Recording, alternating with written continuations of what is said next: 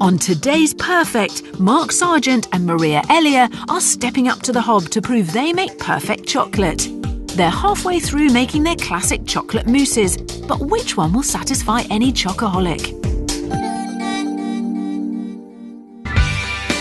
Taking their place in the dining room are the judges. 3 people who never say no to chocolate and have high expectations when it comes to this indulgent treat.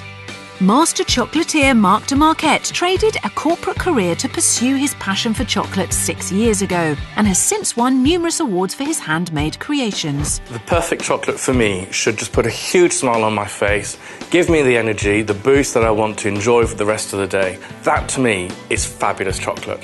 Jennifer Earle is the creator of Chocolate Ecstasy Tours, running walking tours of London's chocolate hotspots. She's on a mission to share them with fellow chocoholics.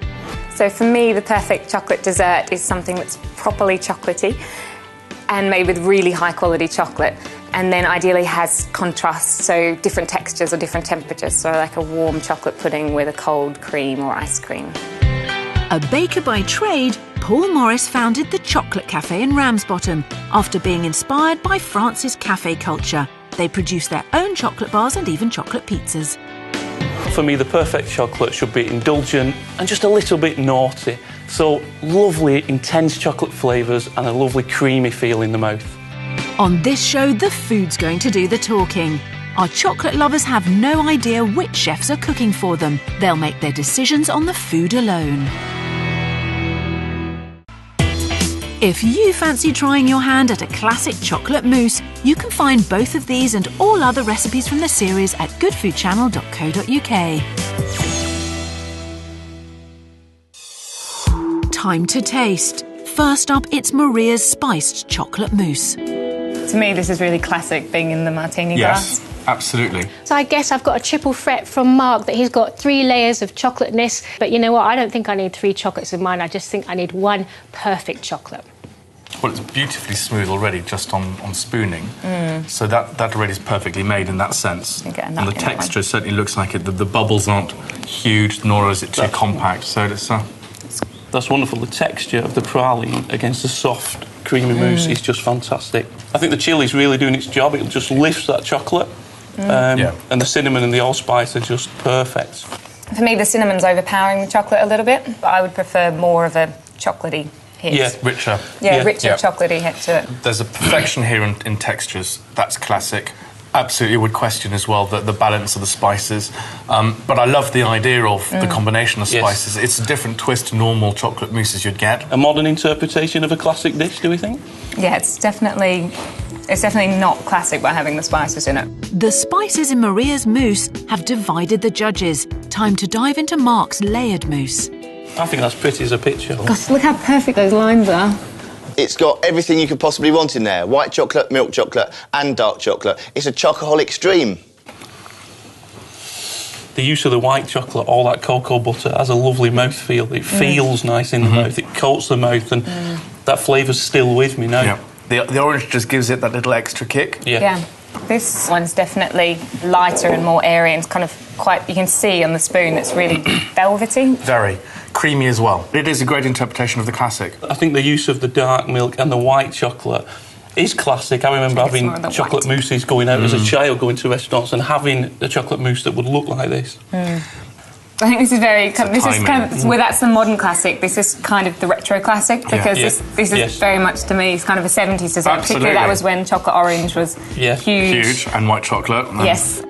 The judges have high expectations when it comes to classic chocolate mousse. Will they go for Mark's retro classic or Maria's new classic?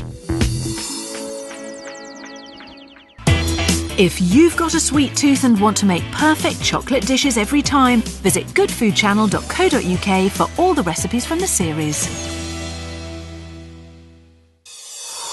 Time to taste. First up, it's Mark's poached pear with chocolate sauce. I am really pleased with my dish. I think the judges will like it. The chocolate sauce was delicious. However, Maria's dessert was fantastic. And let's face it, everyone loves a warm chocolate cake. That is a beautifully simple looking dish. You can really taste the spices in the pear. That's gorgeous. They've infused so well. But it's not overcooked, that's amazing. OK, more. That sauce is incredible. It's like a TARDIS of flavour. You can just get the little hint of alcohol, so it isn't overpowering. The chocolate comes through, the pear comes through, the texture, the spices. The liqueur's coming through really nicely in the sauce. I would try that at home, and that would be something that you wouldn't have to be too organised to make. No, I'd want to replicate that, definitely. I suppose in a way you could say, is it a pear or is it... But this is definitely a chocolate dish. Yes. Definitely. Of course, the pear in volume is bigger, it's more visual, but by God, that chocolate has a kick. Yeah, they really complement each other well. The judges seem happy with Mark's pear and chocolate sauce. Time to taste Maria's cardamom chocolate cake. Oh, I hope the judges will be happy and that they'll see that I've actually used chocolate in my simple chocolate dessert. It's all about the chocolate rather than, I'm sorry, Mark, the pear. Oh, it smells lovely. It is gooey in the middle. Yeah, it is actually. Wonderful consistency. It's slightly caramelised around the outside and then beautifully soft in the middle. Yeah, you get that texture of it being a little bit crusty in a good way on the outside. Can I say this deserves a moment of silence? It's light, it's warm, it's cold, it's got acidity, it's got sweetness, it's got spice, it's got the chocolate. And it is actually quite simple. Yeah. You can taste the cardamom a little bit, which makes it a little bit more interesting. Yeah. But straightforward, just a nice, really well-made, warm chocolate cake. I don't think you need to have the Calvados in the creme fraiche. No, I think that the cake is that good. Chocolate cooking doesn't need to be difficult. Anyone can do these at home, and these are both just exemplary, beautiful, simple chocolate dishes. Yes, so good. It's lovely. This is my perfect chocolate pudding. Maria's chocolate cake has definitely hit the spot, but the judges did also like the flavour of Mark's pear. Which simple dish will they go for? Time for the judges to dig into Mark and Maria's ultimate chocolate creations. First up, it's Mark's chocolate baked Alaska with cherry sauce. This is it, isn't it? This is absolutely incredible. That meringue looks amazing. Wow.